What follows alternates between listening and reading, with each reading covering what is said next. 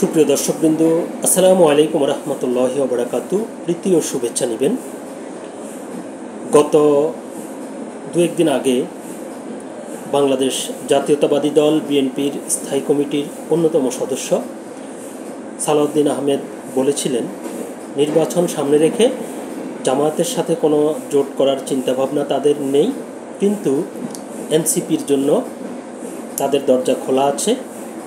অর্থাৎ যদি এনসিপি আগ্রহ প্রকাশ করে বা আগ্রহ দেখায় তাহলে বিএনপির সাথে জোট করতে পারে এবং এই সুযোগ আছে নির্বাচনের আগ পর্যন্ত।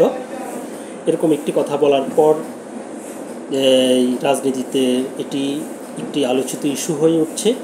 তবে কি বিএনপি এনসিপিকে তাদের সাথে জোট গঠনের আহ্বান জানাচ্ছে?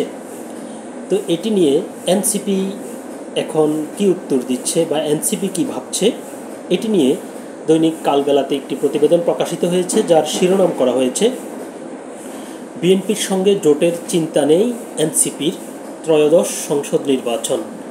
এই প্রতিবেদনটির বিস্তারিত বলা হয়েছে, ত্রয়োদশ জাতীয় সংসদ নির্বাচন সামনে রেখে নানা মেরুকরণ দেখা যাচ্ছে দেশের রাজনীতিতে। জটিল হচ্ছে নির্বাচনী সমীকরণ। অন্যতম বড় দল বিএনপির সর্বোচ্চ নীতি নির্ধারণী ফোরাম স্থায়ী কমিটির সদস্য সালাউদ্দিন আহমেদের সাম্প্রতিক এক বক্তব্য ঘিরে নির্বাচনী জোট নিয়ে নতুন করে আলোচনা জাতীয় নাগরিক পার্টি এনসিপি। তার ওই বক্তব্যের পর বিএনপির সঙ্গে এনসিপির সম্ভাব্য জোট গঠন নিয়ে শুরু হয়েছে নানা গুঞ্জন। যদিও আপাতত এমন সম্ভাবনা উড়িয়ে দিয়েছেন এনসিপি নেতারা। তারা বলছেন বিএনপির সঙ্গে জোট যাওয়ার চিন্তা নেই তাদের, বরং বিএনপি বিরোধী রাজনীতিকে চ্যালেঞ্জ হিসেবে নিতে চান তারা। এনসিপি শীর্ষ পর্যায়ের একাধিক নেতার সঙ্গে কথা বলে জানা যায়, নির্বাচনী জোট নিয়ে এখনই কিছু ভাবছেন না তারা। জোটের বিষয়ে বিএনপির পক্ষ থেকে সবুজ সংকেত থাকলেও তাতে পা না বাড়ানোর পক্ষেই নীতি নির্ধারকরা। এছাড়া আরেক বড় দল জামায়াতে ইসলামীর সঙ্গেও নাগরিক পার্টির ভোটের মাঠে জোট বাঁধার সম্ভাবনা কম। অর্থাৎ কারো জোটের সঙ্গী হওয়ার চিন্তা আপাতত নেই তাদের। তবে ছোট দলগুলোর সুযোগ থাকবে এনসিপির সঙ্গে জোট গঠনে আলোচনার। তাদের কোনো নেতা এককভাবে নির্বাচন করা এবং সরকার গঠন করার সক্ষমতার কথাও জানিয়েছেন। সম্প্রতি জামায়াতের সঙ্গে জোট নয় এনসিপির জন্য দরজা খোলা বিএনপির স্থায়ী কমিটির সদস্য সালাউদ্দিন আহমেদের এমন বক্তব্য ঘিরে নতুন করে আলোচনায় আসে বিএনপি এনসিপি জোটের বিষয়টি। দীর্ঘদিন রাজনৈতিক মিত্র জামায়াত ইসলামীকে সঙ্গে নিয়ে নির্বাচনে জোট গঠনের সম্ভাবনা নাকচ করে দিয়ে নির্বাচনের তফসিল ঘোষণার আগ পর্যন্ত এনসিপির সঙ্গে আলোচনার দরজা খোলা রয়েছে বলেও ইঙ্গিত দেন বিএনপির এই নেতা। এদিকে একদিন আগে জুলাই পদযাত্রার কর্মসূচির অংশ হিসেবে খুলনায় এক পথসভায় দেওয়া বক্তব্যে বিএনপির সঙ্গে জোটের আলোচনা নাকচের ইঙ্গিত দেন এনসিপির আহ্বায়ক নাহিদ ইসলাম। তিনি বলেন, তারা ভেবেছিল 2 থেকে 3টি আসন দেখিয়ে, ক্ষমতার লোভ দেখিয়ে গণ অভ্যুত্থানের শক্তিকে কিনে নেবে, কিন্তু যারা বিপ্লবের শক্তি, যারা মৃত্যুর মুখ থেকে ফিরে এসেছে, তাদের কেনার সাধ্য বাংলাদেশের কোনো রাজনৈতিক দলের হয়নি। দৃশ্যত তিনি বিএনপি নেতা সালাউদ্দিন আহমেদের জোট নিয়ে দেওয়া বক্তব্যের পাল্টায় এসব কথা বলেন বলে মনে করছেন অনেকেই।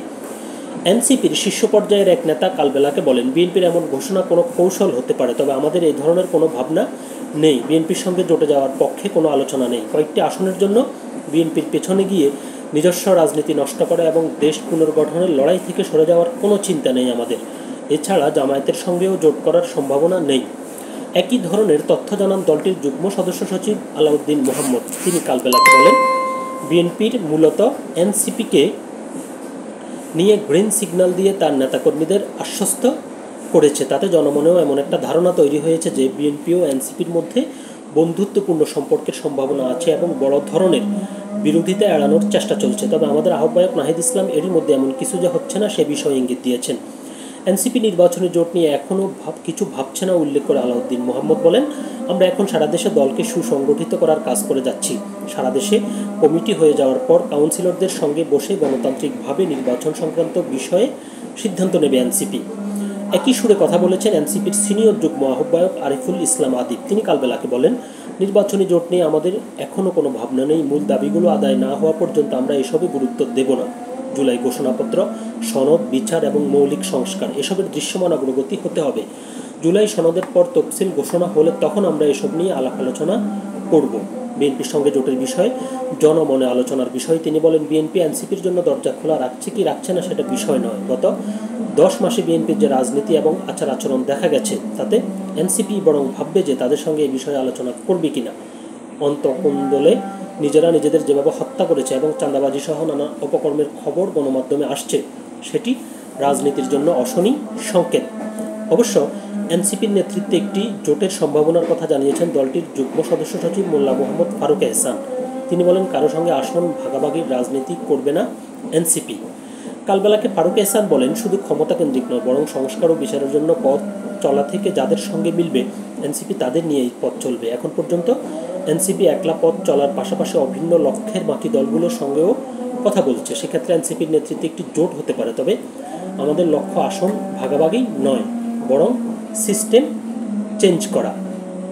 জোট গঠন করা বা না করার এই আলোচনার আগে নির্বাচনে এককভাবে প্রার্থী দেওয়া এবং সরকার গঠনে নিজেদের সক্ষমতার কথা তুলে ধরেছিলেন এনসিপির প্রথম সারির একাধিক নেতা। গত এপ্রিলে সাংবাদিকদের এক প্রশ্নের জবাবে দলটির মুখ্য সংগঠক সার্জিস আলম বলেন, 300 আসনে প্রার্থী মনোনয়ন দেওয়া আমাদের জন্য বড় চ্যালেঞ্জ। তবে এই চ্যালেঞ্জ নিতে আমরা প্রস্তুত রয়েছি। 300 আসনে প্রার্থী দেওয়া আমাদের লক্ষ্য এবং সর্বোচ্চ চেষ্টা করে যাব। তো মূল প্রতিবেদনটি এ পর্যন্তই ছিল। যেটি বলতে হয় সেটি হচ্ছে যে আসলে নির্বাচনের আলাপ যেহেতু অলরেডি শুরু হয়ে গেছে, তো নির্বাচন যত ঘনিয়ে আসবে এই বিষয়গুলো আরও খোলাসা হবে। কে কোন দিকে কার সাথে জোট করবে নাকি একক নির্বাচন করবে। তবে একটি আশার কথা হচ্ছে এনসিপির জন্য, সেটি হচ্ছে যে তাদের বর্তমানে যে জুলাই পদযাত্রা চলছে দেশব্যাপী, এটিতে তারা মোটামুটি সাধারণ জনগণের, বলতে গেলে তরুণদের ব্যাপক সাড়া পাচ্ছেন। এরই প্রেক্ষিতে হয়তো বিএনপির নজরে এসেছে বিষয়টি, এজন্যই বিএনপি তাদেরকে ওই প্রস্তাবটি দিয়েছিল বা তাদের ব্যাপারে আগ্রহ প্রকাশ করেছিল। অপরদিকে বিএনপির কথা বলতে গেলে বিএনপি গত 5 আগস্টের পর থেকেই, বিশেষ করে গত 2 দিন আগে যে মিটফোর্ড হসপিটালে ব্যবসায়ী সোহাগকে যে পাথর মেরে হত্যা করা হলো, এই বিষয়টি নিয়ে খুবই বেকায়দায় রয়েছে। তো দেখা যাক সামনে কি হয়। আমরা সে পর্যন্ত সকলে অপেক্ষা করি। সকলে ভালো থাকবেন, সুস্থ থাকবেন। আল্লাহ।